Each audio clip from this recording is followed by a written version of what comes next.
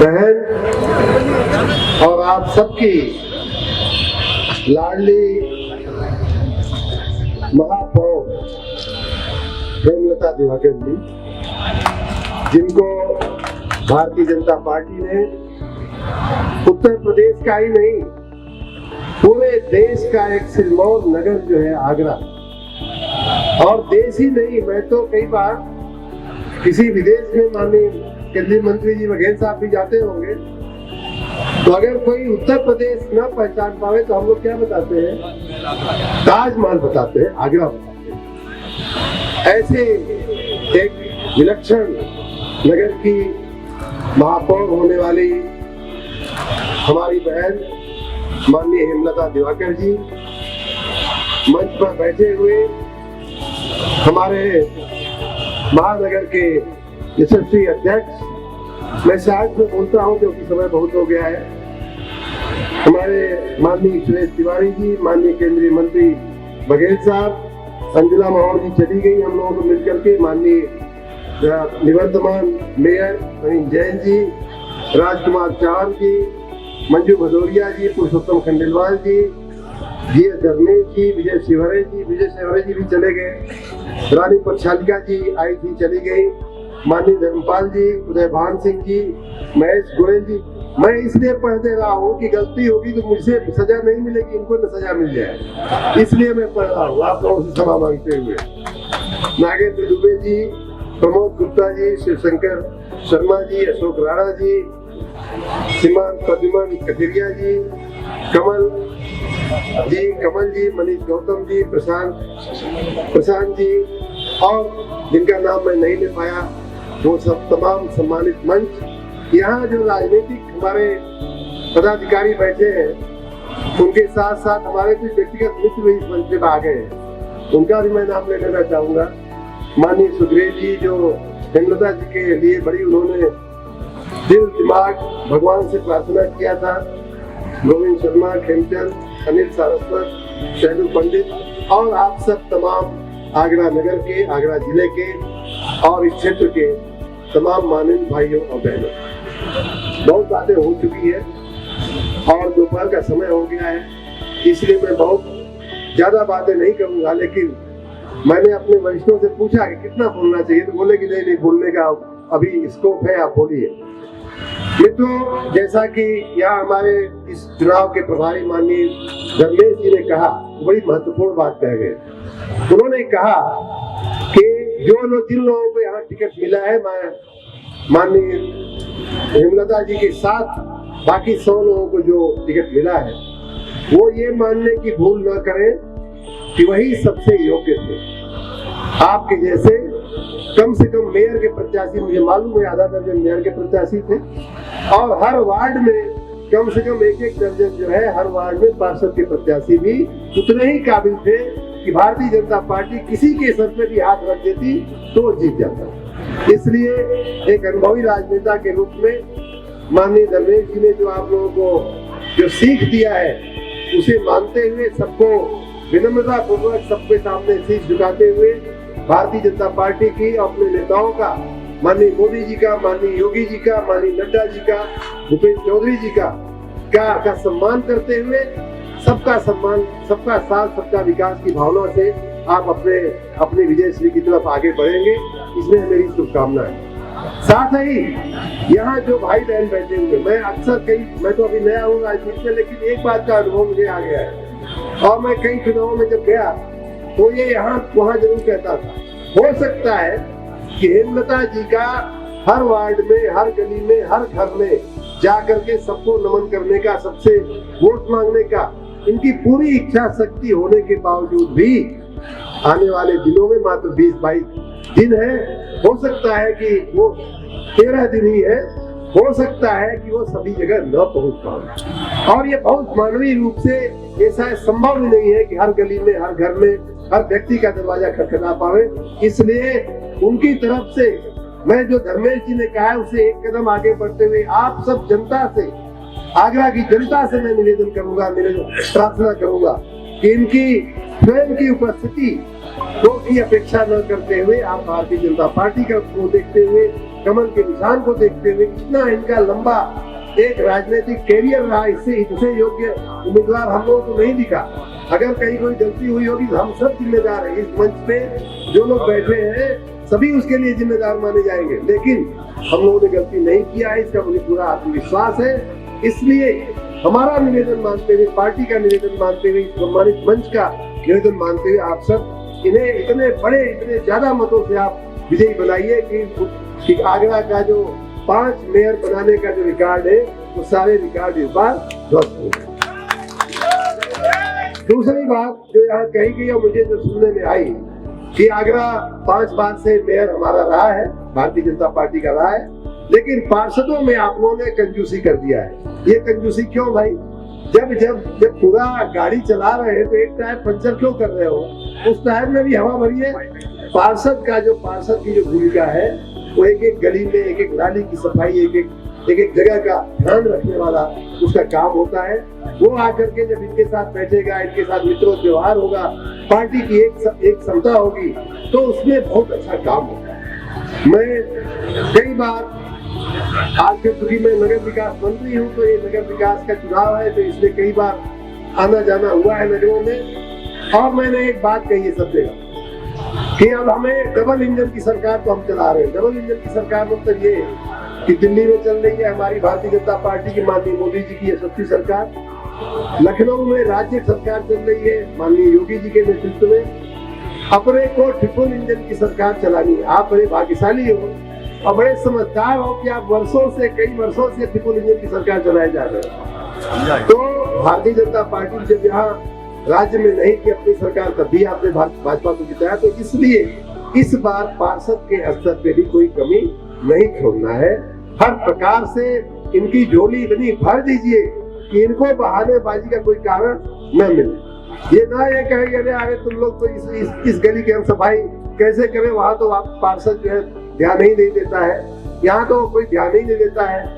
आप लोग भारतीय जनता पार्टी के नेतृत्व में नगर निगम का प्रशासन चला है, इसलिए प्रशासन और सुशासन और कुशासन में फर्क जो है वो शायद आप लोग नहीं समझ पाते हैं मित्रों। मैं कई जगह गया हूँ।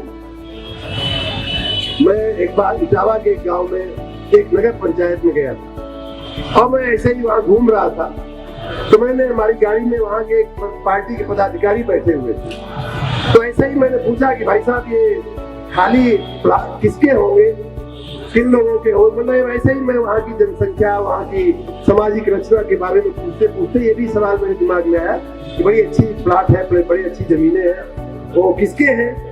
तो मैंने बताया भाई साहब ऐसा है कि मैं आपसे सत्य ही बता देता हूँ कि कुछ साल पहले ये किसी एक जाति के हुआ करते थे और अब तो सारा का सारा प्लाट जो है किसी एक जाति के कब्जे में आ गया है। आप मानोगे नहीं, जिन नगरों में भारतीय जनता पार्टी के अलावा उन पार्टियों का शासन रहा है, वहां आपका एक एक प्लाट जो है उन्होंने गिनती कर करके अपने जिम्मे कर लिया है। हम लोग भारतीय जनता पार्टी के लोग, माननीय नवीन जैन जैसे लोग और हेमलता दिवाकर जैसे लोग, हम गलियों में गंदगी खोजते हैं कहाँ सफाई की आवश्यकता है, और दूसरी पार्टी के लोग हमारे यहाँ के खाली प्लाट खोजते हैं कि कहाँ कब्जा किया जा सकता है। ये फर्क है मित्रों, और ये बात मैंने स्वयं अपनी आंख और कान से देखा है। इटावा की ही मैं एक और बात कहूँगा आपको। भारतीय जनता पार्टी के एक कार्यकर्ता हमारी विधानसभा के चुनाव के आसपास मुझसे मिली और उन्होंने पहले तो टिकट की राजनीति की बात किया, फिर बड़ी नर्वस हो गई। हमने कहा बहन जी क्या राजनीति में? मैं समझा टिकट के लिए नर्वस हो रही है। कि नहीं भाई साहब, टिकट तो आप ही बता रहे हैं, हम भी समझ रहे हैं कि टिकट मिलना इतना आसान नहीं होता, लेकिन मेरी एक व्यक्तिगत और प्रॉब्लम है। हमने कहा क्या है? तो कहीं एक मेरा प्लाट था इटावा में, और मेरा पुश्तैनी प्लाट था। मुझे मेरे दादा के नाम से, मेरे पिताजी के नाम, ससुर के नाम पे आया, ससुर के नाम से हमारे पति के नाम पे आया, लेकिन कुछ महीने पहले कुछ लोगों ने उसे कब्जा कर लिया। हमने कहा अच्छा है, हमने सुना तो है कि उधर ऐसा होता है। फिर मैंने कहा कि अच्छा ठीक है, आप जो उसका कागज पत्र हो वो दे दीजिए हमको, हम देखते हैं हम क्या कर सकते हैं, आपके साथ न्याय हो इसके लिए हम क्या कर सकते हैं। मैंने उनसे कागज पत्र लिया, उतने में वो महिला फपक के रोने लगी जो हमारे सामने, और हाथ जोड़ के उस महिला ने, संभ्रांत परिवार की महिला थी, व्यापारी अग्रवाल या जायसवाल कुछ ऐसा उनका परिवार था, उन्होंने कहा कि भाई साहब मुझे अब अपना प्लाट नहीं चाहिए। मैंने कहा अरे क्या बात करती है, अब ये तो आप प्लाट की बात कर रही थी। नहीं, ऐसा हुआ है कि प्लाट मेरा, मेरे पति का, उनके बाप का, और मेरे ही ऊपर उल्टा केस हो गया है, पुलिस केस, कि तुमने फलाने को परेशान किया है, तो उस केस में से मुझे बचा दीजिए, ये प्लाट तो अब जाना है तो भले चला जाए। इस इतनी दुर्दशा आपने, वो दुर्दशा, और आगरा के लोगों ने, भारतीय जनता पार्टी का सुशासन आपने देखा है, इसलिए आपको फर्क नहीं समझ में आता है।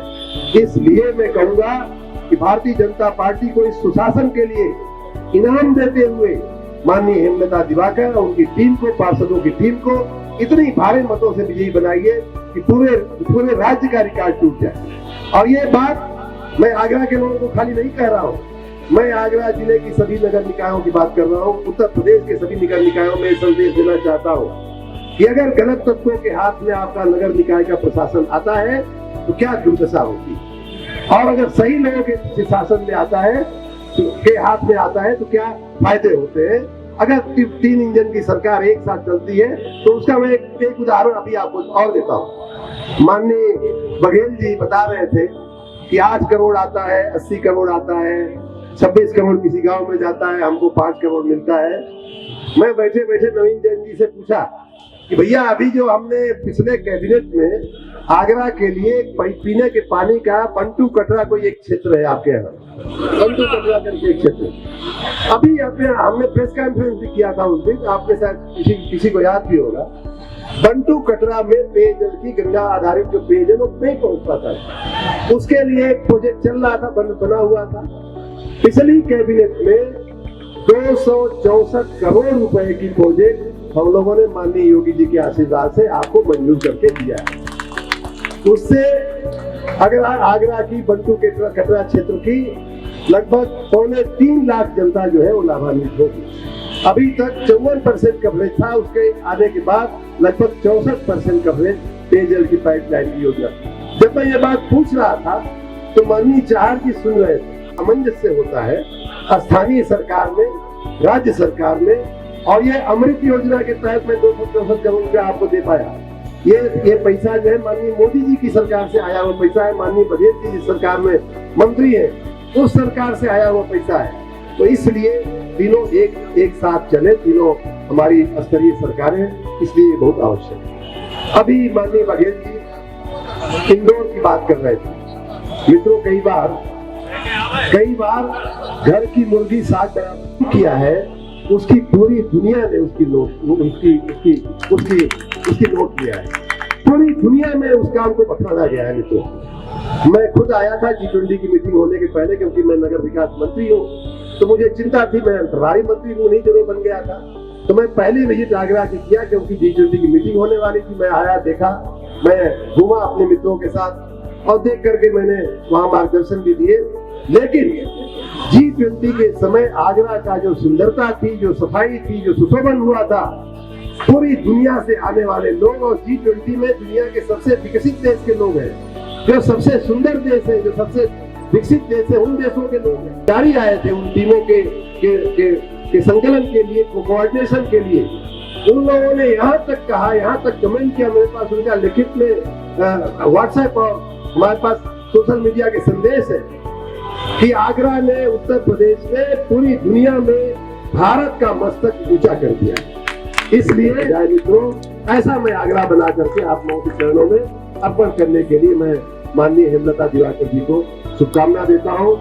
आप सबने इतनी बड़ी संख्या में हमारे सभी 100 पार्षद उम्मीदवारों का, प्रत्याशियों का, माननीय हेमलता जी का अभिवादन किया, स्वागत किया। इलेक्शन तो हम जीत चुके हैं, आप जैसी की परंपरा रही है, आप जिता चुके हैं। जनता हमारे इलेक्शन को लेकर के चल रही है। इलेक्शन की यहाँ बैठे हुए किसी व्यक्ति को, किसी के चेहरे पे वो चिंता का विषय नहीं। तो अगर आगरा में काम नहीं होगा तो तीसरी चिंता ये है कि बनने के बाद ये लोग क्या काम करेंगे। तो मैं आश्वस्त करता हूँ इन लोगों की तरफ से कि आपके आगरा को पूरे देश का, पूरे उत्तर प्रदेश का ही नहीं, पूरे देश का ही नहीं, बल्कि पूरी दुनिया का एक चुनिंदा शहर बना करके आपके चरणों में ये टीम माननीय हेमलता दिवाकर जी के नेतृत्व में, महापौर जी की टीम, पार्षदगण की टीम आपके चरणों में अर्पण करेगी। इसी शुभकामना के साथ, इसी भरोसे के साथ आप सब माननीय मोदी जी के हाथों को मजबूत करिए, माननीय योगी जी के हाथों को मजबूत करिए, माननीय हेमलता दिवाकर जी के कामों को आगे बढ़ाने के लिए उनके हाथों को मजबूत करिए। हम सब इस आशा और विश्वास के साथ आपको नमन करते हुए मैं अब चाहूंगा कि एक बार फिर अंत में भारत माता की जय, भारत माता की जय, भारत माता की जय, वंदे वंदे वंदे जय श्री राम, जय श्री राम, हर हर महादेव।